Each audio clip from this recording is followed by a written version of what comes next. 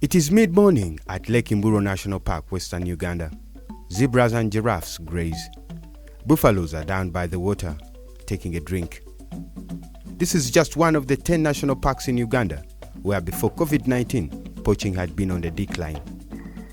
Across East Africa, following decades of rampant poaching, a slew of new laws had boosted conservation efforts and established stronger punitive measures for wildlife crimes. From 2015 to 2019, the three countries seized only 33,159 kilograms of illegal wildlife products, a reduction compared to early 2000s, according to the Environmental Investigation Agency.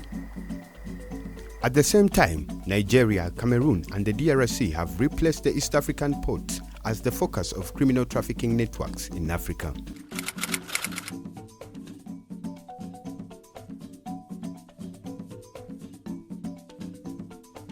But COVID-19 has pushed East Africa's success onto a precipice as challenges posed by the pandemic threaten to place wildlife back into the hands of poachers and traffickers.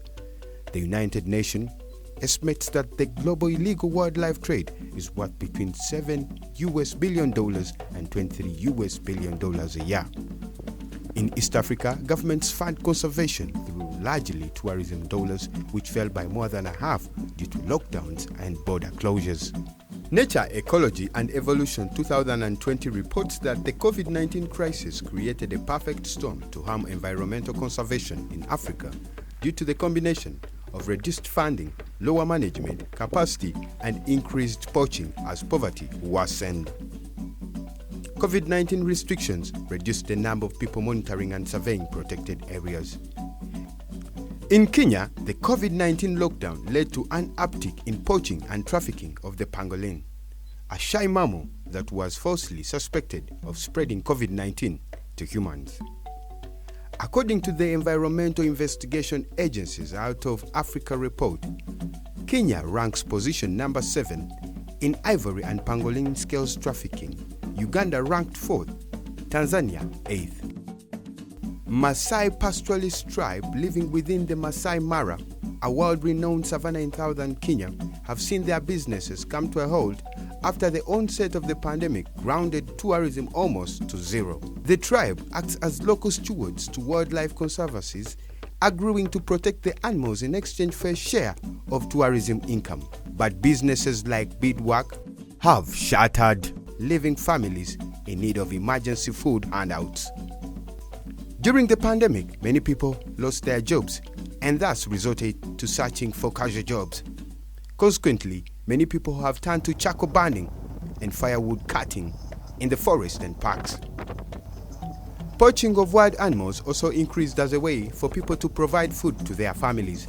Between January and May 2020, the Kenya Wildlife Service recovered 2.8 tons of poached bushmeat compared to 1.8 tons in the same period in 2019, an increase of 51%.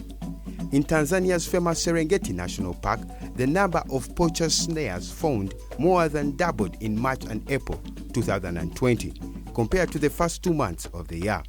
Giraffes have come under increased poaching pressure because they can easily be snared and their big body mass fetches high revenues in the bush meat market.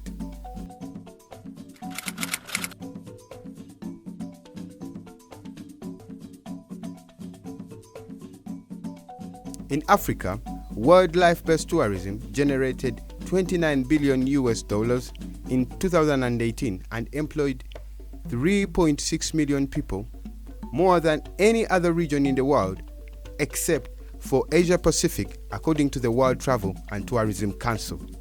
While local reports of poaching increased, officially reported seizures of trafficked wildlife products in East Africa, mainly those transported to markets in Asia, saw a 51% decline in 2020 from a 10-year high in 2019, according to Infonile analysis of data from Environmental Investigation Agency. There were also many fewer arrests of perpetrators in 2020 that were tracked by the agency, just 17 during the pandemic year compared to 62 in 2019. This was again down from a high of 174 arrests in 2018.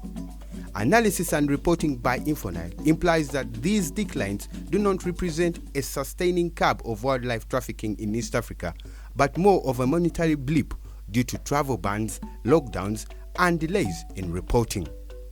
At the same time, the conditions that foster trafficking actually worsened. By the end of the year, the data shows that trafficking levels were back and even higher than before the pandemic. Governments, local and international organizations are stepping in and need support.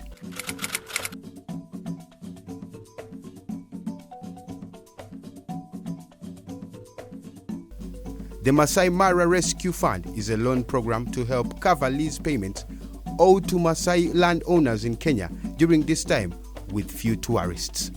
In Tanzania, Serengeti Mission Possible fundraising campaign seeks support to help teams identify and remove snares set by poachers in Serengeti National Park. Conservation for Public Health, a Ugandan organization, is giving vulnerable communities a package of fast-growing food crop seedlings so that they do not need to rely on poaching to feed their families. The organization is running a crowdfunding campaign to support more families with food.